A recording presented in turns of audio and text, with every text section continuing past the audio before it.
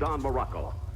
Steve-O-san, you lose face, huh? Lose face to all the people in Hawaii. So now you're being JYD, huh? WWE isn't just about the fights. Sometimes the pranks are even crazier than the action in the ring. And when it came to pulling pranks, nobody did it better than Mr. Fuji. And when Fuji pulled a prank, it wasn't your average harmless joke.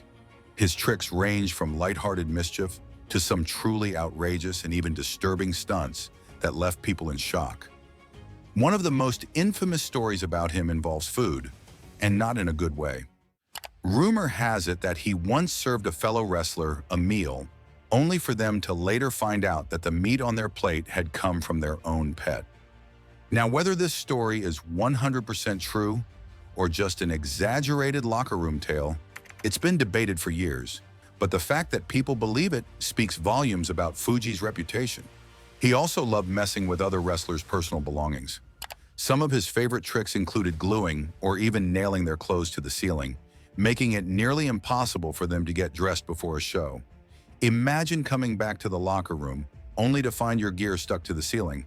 You'd have no choice but to laugh or maybe scream in frustration. And if that wasn't enough, Fuji took things even further by tampering with travel plans. Whether it was switching someone's flight information or making sure they ended up stranded in the wrong city, he had a way of turning a simple trip into a nightmare. But what's truly iconic about Mr. Fuji is that he became a legend despite the challenges he faced at the time. As a Japanese American, Fuji lived through an era when discrimination against Asian people was all too common in the US. It wasn't an easy time to stand out, especially in the world of professional wrestling, where larger-than-life personalities ruled and outsiders weren't always welcomed with open arms.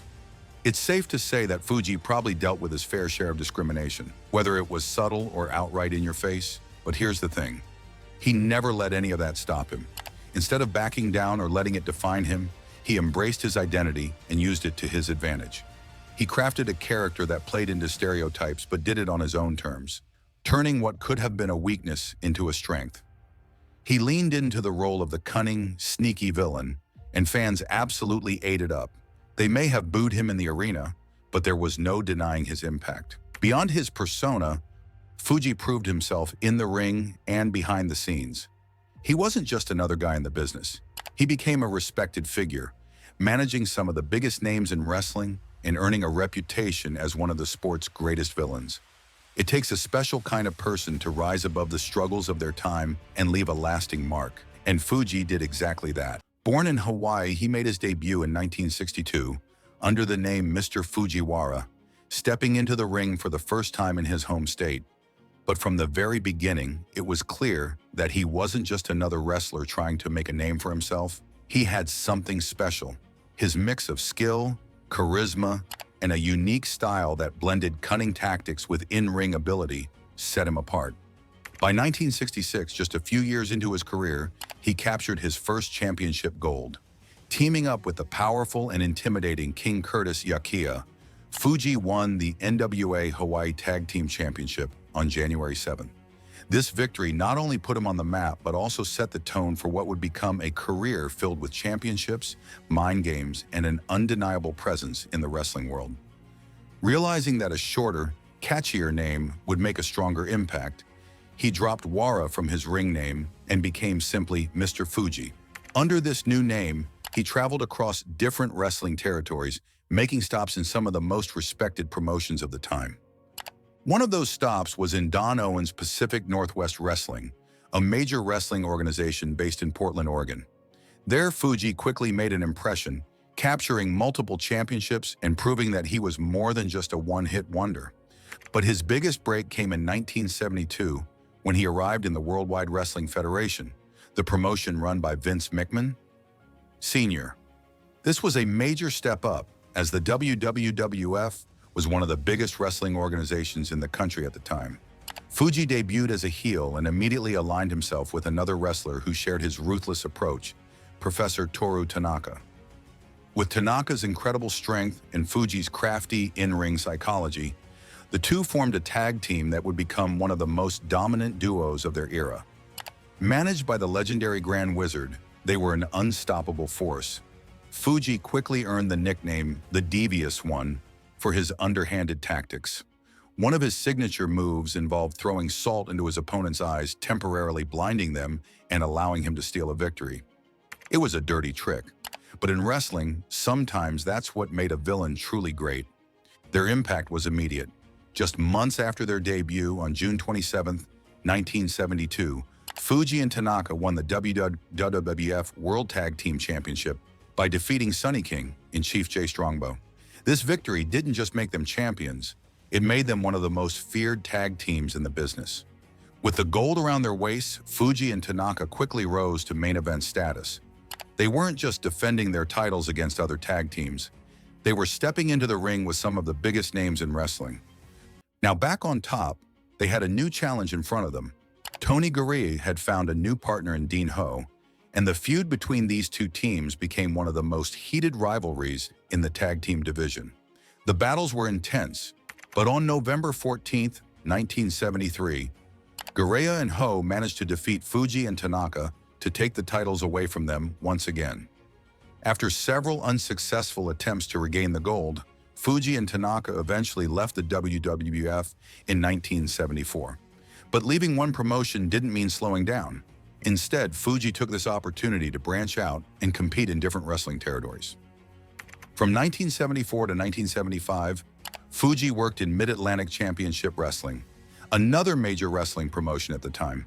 While he was no longer in a tag team with Tanaka, he continued to make a name for himself as a singles competitor. But before long, fate brought Fuji and Tanaka back together. In August 1975, the duo reunited in Georgia Championship Wrestling, another respected promotion in the wrestling world. Just a month after their return, on September 19th, they entered a four-team tournament for the vacant NWA Georgia Tag Team Championship. In the finals, they faced off against two familiar opponents, Tony Garea and Dean Ho. This time, Fuji and Tanaka emerged victorious, proving that their chemistry and dominance hadn't faded. Their reign as NWA Georgia Tag Team Champions didn't last long, as they lost the belts to Bob Backlund and Jerry Briscoe a month later. However, Fuji and Tanaka weren't the type to stay in one place for too long. After their run in GCW, they once again toured different wrestling territories, collecting championships along the way. By 1976, Fuji decided to branch out on his own again. He moved to California and started competing in big-time wrestling, one of the most well-known promotions on the West Coast. It didn't take long for him to make an impact. On February 7, 1976, he defeated the legendary Pat Patterson to win the NWA San Francisco United States Championship. This victory showed that Fuji was more than just a tag team specialist. He could succeed as a singles wrestler as well. During this time, Fuji was pulling double duty, competing in both California and Texas. In 1976, he worked for World Class Championship Wrestling in Texas while still holding his championship in California. This kind of schedule was common for wrestlers in that era, as they traveled from one territory to another, making a name for themselves across the country. After spending years traveling through different wrestling territories, Mr. Fuji and his longtime partner, Tanaka, made a big return to the Worldwide Wrestling Federation in 1977. This time, they had a new manager, the infamous, classy Freddie Blassie.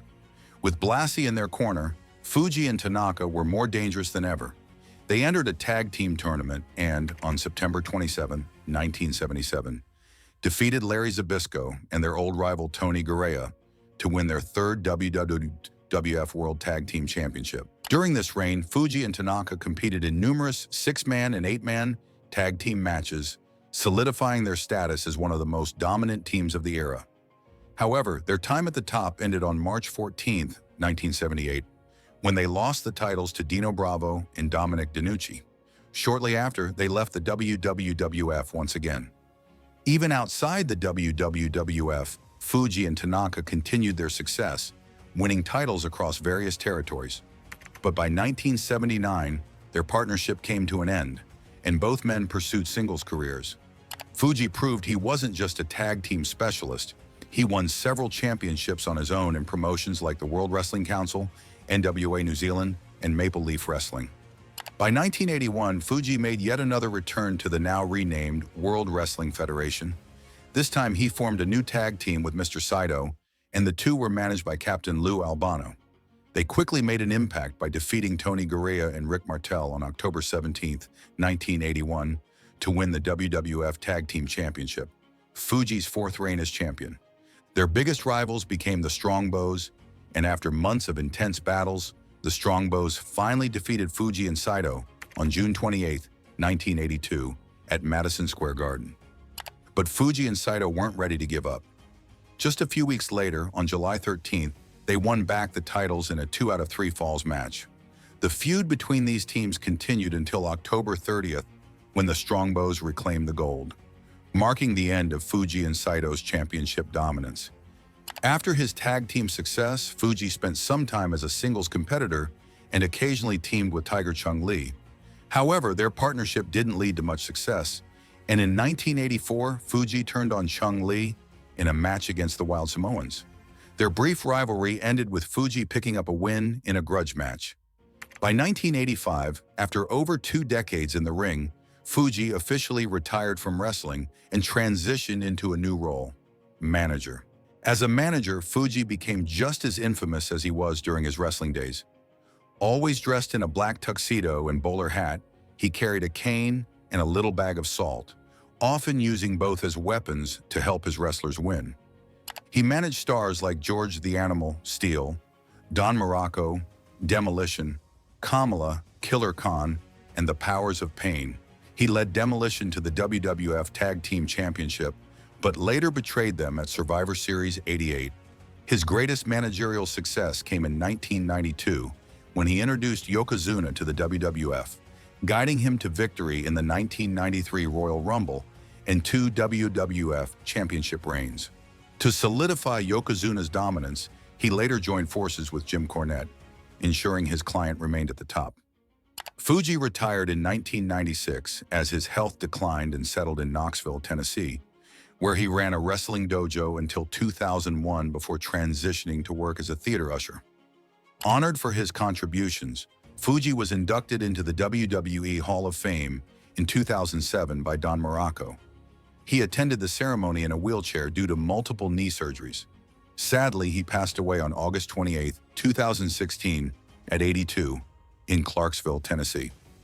That's a wrap for today's video. Don't forget to like and subscribe, and we'll see you soon.